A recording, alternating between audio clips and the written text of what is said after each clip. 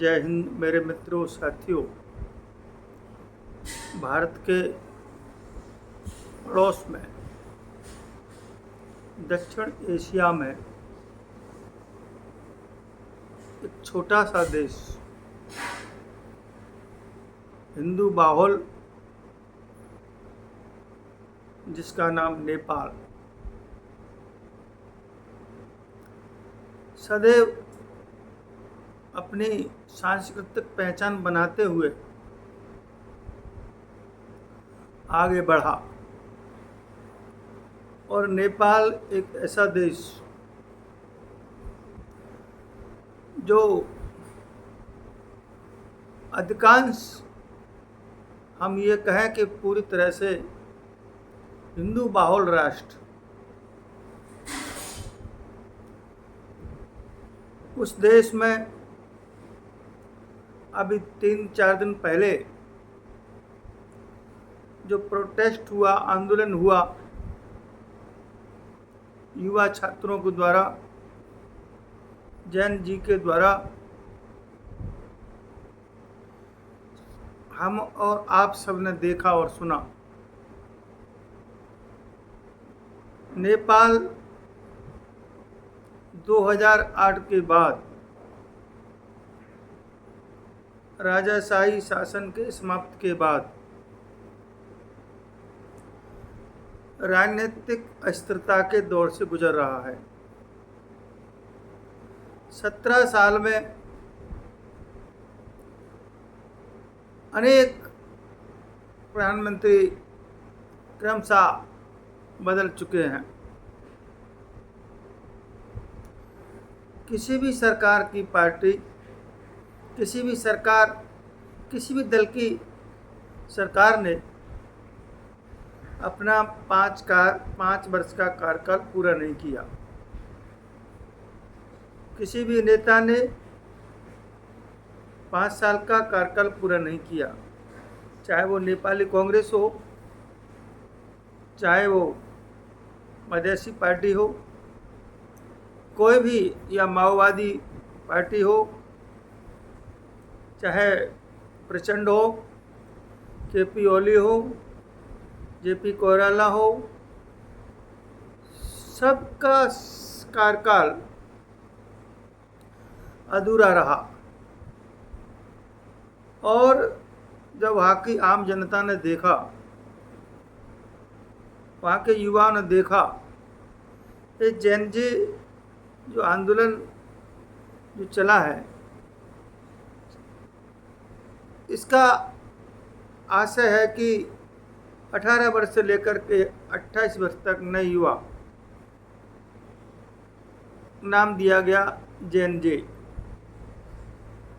उन्होंने देखा कि देश में राजनीतिक अस्थिरता है, कोई भी सरकार, कोई भी दल, सरकार अपना पूरा कार्यकाल पूरा नहीं कर पा रही है, कोई भी नेता अपना कार्यकाल पूरा नहीं कर पा रहा है। सारा देश भ्रष्टाचार की गिरफ्त में है, देश में अराजकता है, कोई सुनवाई नहीं होती आम जनता की। नेता और अधिकारी अपना अपना घर बना रहे हैं और आम जनता त्राह कर रही है। इस सबको नेपाल की आम जनता ने देखा और नेता और युवाओं ने निर्णय लिया कि सरकार को और केपी शर्मा ओली को उन्होंने अपदस्थ किया, वहाँ से उनको भागना पड़ा।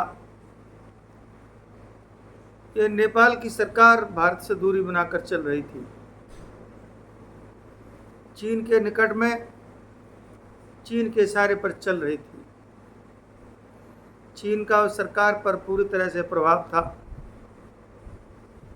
लेकिन जिस तरह से वहाँ आगजनी हुई, हिंसा हुई, मारकाट हुई, संसद भवन, राष्ट्रपति भवन, प्रधानमंत्री भवन, सभी को जला दिया गया, आग के हवाले कर दिया गया, ये बहुत ही निंदनीय घटना है। इस घटना का आलोचना होनी चाहिए। आंदोलन होते हैं, अनेक देशों में प्रोटेस्ट हुए हैं, लेकिन इस तरह का प्रोटेस्ट आंदोलन निंदनीय आंदोलन है। और इस आंदोलन के बाद वहाँ सुशीला कार्की को, जो कि पूर्व मुख्य न्यायाधीश रही हैं, उनको वहाँ अंतरिम प्रधानमंत्री बनाया गया है और उन्होंने अपनी कैबिनेट का विस्तार किया है और विस्तार में जे उसमें शामिल हुआ। और देखते हैं अस्तर नेपाल में कितना सुधार होता है, कितना आगे बढ़ता है। लेकिन ये बात ज़रूर है कि आंदोलन के बाद, प्रोटेस्ट के बाद, ये नेपाल पुनः हिंदुत्व की ओर बढ़ा है और मुझे लगता है कि वहाँ पुनः हिंदू राष्ट्र नेपाल बनने जा रहा है। और नेपाल जब हिंदू राष्ट्र बन जाएगा तो पूरी तरह से वहाँ शांति हो जाएगी और लोग पूरी तरह से, उनके जो भीतर भाव थे, जो विचार थे, वो पूरे हो जाएंगे कि नेपाल हिंदू राष्ट्र होना चाहिए। आम जनमानस में यह धारणा थी और मुझे लग रहा है कि भ्रष्टाचार के साथ साथ हिंदू राष्ट्र की भी आम लोगों के बीच में इच्छा थी, धारणा थी कि हमारा पुनः हिंदू राष्ट्र का जो दर्जा था उसको बहाल किया जाए और पुनः नेपाल को हिंदू राष्ट्र बनाया जाए। तो देखते हैं नेपाल में क्या चलता है, कैसा चलता है। वहाँ की जो प्रधानमंत्री हमारे BHU में पढ़ी हुई है और भारत से उनके अच्छे संबंध हैं। उन्होंने अपने बयान में भारतीय प्रधानमंत्री मोदी को धन्यवाद दिया और मोदी से बातचीत भी की है। और देखते हैं कि भारत और नेपाल के संबंधों में कितनी मजबूताई और कितना निकटतम और मधुर संबंध बनते हैं। जय हिंद, जय भारत।